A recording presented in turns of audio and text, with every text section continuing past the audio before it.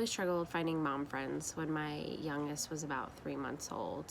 It was like the crazy time of you don't know what day it is, you know what I mean? Have you slept? Have you eaten? Have you showered? It was just a time where I was like, okay, like I finally feel like I'm ready to get out. So what's crazy is now my kids are almost 7 and 4. So, time's really flown by. And with my first, I really had a decent support system.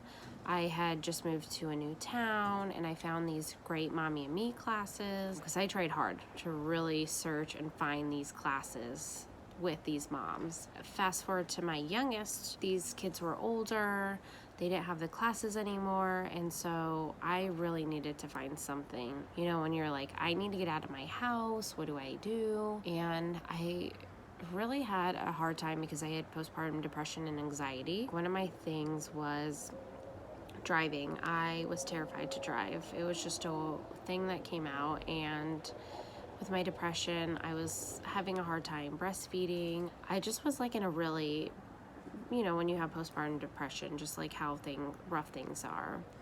And I knew with my first one, I had instantly gotten out. I put my fears aside. And I knew with my second one, I still had the struggles with it. And you know how every pregnancy and baby's different, but I knew finding mom friends in a tribe was what I needed to do. So I kind of was on the app store Googling lonely moms, anxious moms, depressed moms, just literally anything. I was so desperate at that point. When you get to that point where you're please, just anything. So I ended up finding Peanut and I was like, this is really cool. I read the whole description of it and I was like, where was this at with my first baby? So I ended up downloading it and I instantly found 3 local mom friends.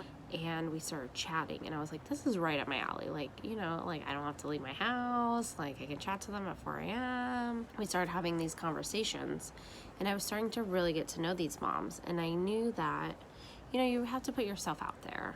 And it's with anybody, you go to the park and you see moms and you kind of look at each other and it's really intimidating. It's like high school and college, but I don't know, it's like a new journey of finding friends. And so I felt like I really knew them. They all kind of knew my struggle. I was very open about it, but we planned on meeting up close to me. And I knew within myself, I was like, I need to take whatever I can within myself and really go to meet these moms. And I can tell you, in my mind, this was almost 4 years ago, that memory of it is just in my brain. I remember how I dressed, I got ready, how good I felt, just getting out of the house. I took the slowest roads there, but I made it there. And I met with these moms and I can't even tell you how happy I was after. It really boosted my morale with it. You know how it feels just when you need somebody and need something that's an adult to talk to.